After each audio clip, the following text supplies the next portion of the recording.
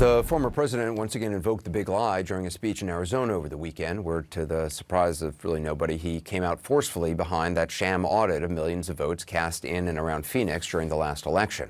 But science was also under attack during the event, even though he did manage to make a somewhat guarded endorsement of the COVID vaccine, which is certainly helpful to some degree. CNN's Kyung La has the story.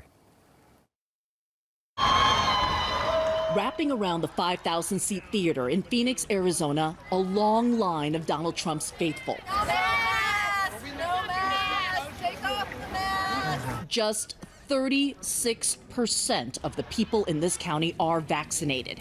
Case rates have more than doubled in the past 2 weeks, fueled by the more contagious Delta variant. Step inside with us at this indoor rally. We find data and reason is absent, but every seat is full.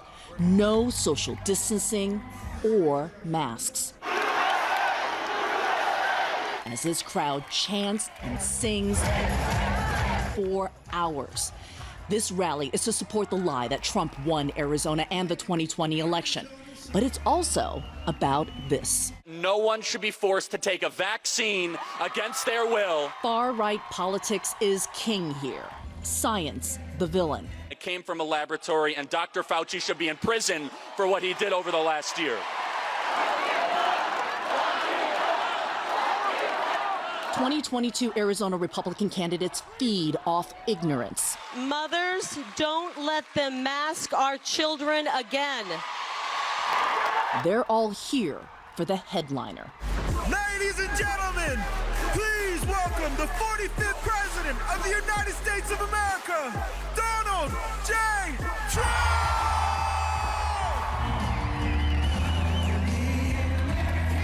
How about the vaccine? I came up with the vaccine. I recommend you take it, but I also believe in your freedoms 100%.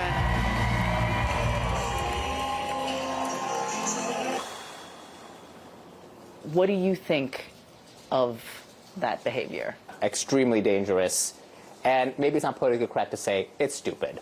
Dangerous and stupid.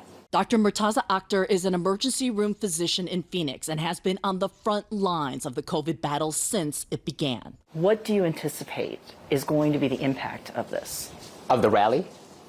Oh, well, I mean, there's definitely going to be an increase in cases. I mean, there's no way with the Delta variant that there aren't people in there who already have the coronavirus. This behavior, regardless of what variant is around, is a cesspool for creating variants. How frustrating is this type of thing for you? If you make a dumb decision about your own health, on one level you could say, well, it's your life. But when it's an infectious disease that's this contagious and affects so many people, you're not just affecting yourself, you're affecting everybody around you.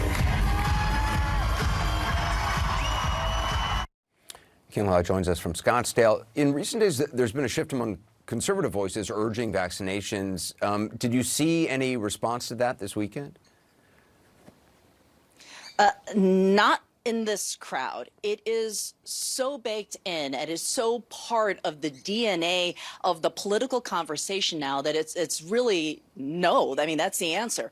When you talk to them, the people in this particular crowd really view not having a mask, not having a vaccine as somehow making you more patriotic. And that's a real danger here, says Dr. Akhtar. When we were also showing him this video, he says, because this is such a strong mindset, and a lot of the people there who were not wearing masks, he says some of them are elderly, some of them are overweight. He is hoping that they are vaccinated, but he has some serious questions about that, Anderson.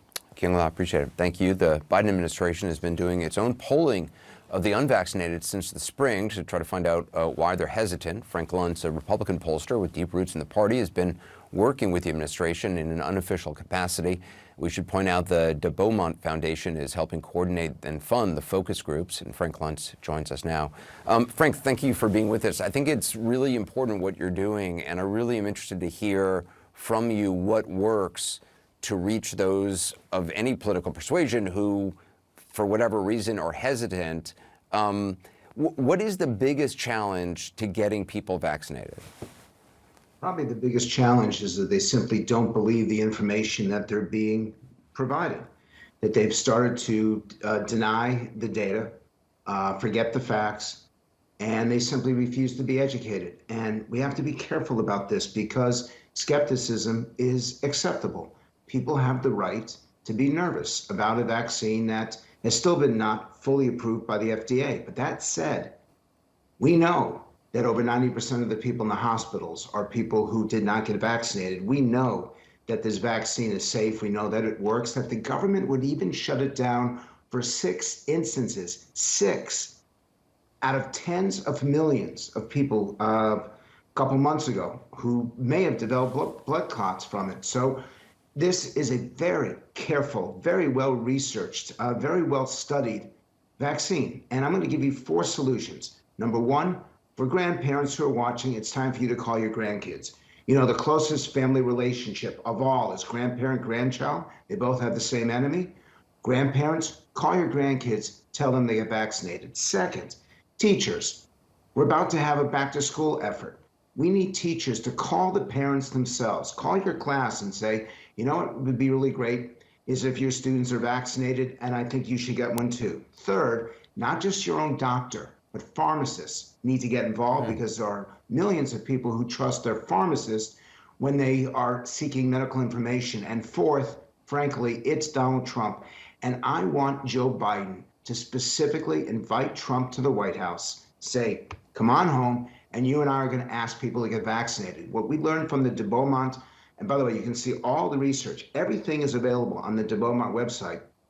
We know that if Biden and Trump together make the request, that millions of people will listen to it. So let's try to make that happen. Let's push Trump to join Joe Biden, and the two of them together say to the American people, we got the vaccine, we got it out to you, now use it. Is it for, you know, I understand, you know, everybody has freedoms to do what they want with their bodies. Is it, how effective a message do you think it's been from the former president this weekend saying, look, you know, I did the vaccine, you know, I'm very pleased with how I did it. I recommend you get it, but I also understand your freedoms. Is that enough? No, it's not enough. It has to be more. And it's also has to be about personal responsibility. You know, you had on earlier Tom Frieden, Dr. Frieden, who's probably the best communicator in the country on this stuff.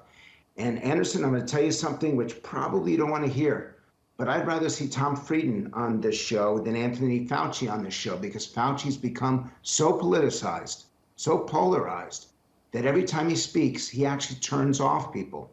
We need more people, more experts like Tom Frieden, who are active and know the data and know how to communicate it. It's personal responsibility, not some sort of national discussion. And the most important fact of all, if over 90% of doctors have been vaccinated, don't they know something that you may not know? Because the problem is they're trusting their cousin rather than their doctor. So it's interesting what you said about Dr. Fauci. Because he's viewed, you're saying, through a political lens by a large segment of the population who is vaccine hesitant or refusing to take it, because he's been labeled that, then they discount anything he has to say, or in fact, do the opposite. Exactly. And you're serious. And this is a serious show. And by the way, it's 1:40 a.m. here in London. And I got up to make sure, I stayed up to make sure I could do this. If we are serious about it, it means we have to put the best spokespeople out there. And it also means that we can't demonize the people that we're trying to win over.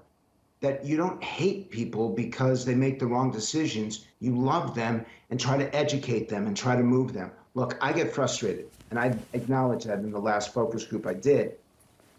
But we got to do this. And so demonizing these people and then asking them to follow a proper course, they won't do it. Yeah, no, you're right. You're absolutely right about that. Just one quick question. We had on last week in a report by a correspondent, Ellie Reeve, in Alabama. She talked to a mom whose it was Arkansas. She talked to a mom whose 8-year-old child got COVID. She, according to the mom, was pretty sick, had a really high fever for weeks and weeks and weeks, the mom said, was still not feeling well. She wanted to take the child to a doctor to see what kind of damage was done, if anything more could be done to help.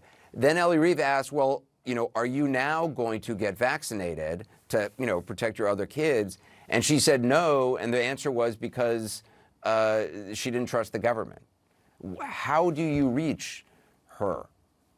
Without condemning, without naming, calling names, just all that matters is her protecting those kids. We have so destroyed our democracy. We have done so much damage to this country. It's one of the reasons why I had to get out for a couple months. When science is so polarized and so political that you can't tell people the truth, that they won't listen to you, then you know the damage that's been done, and I'm afraid it's permanent. So I wish I could give you an answer, and I told you the 4 ways that we can make a difference. Yeah. But Anderson, we have damned this country, not 2 weeks or months, but years of this. It's not name calling, it's demonization and dehumanization and delegitimization. Yeah. And God help us.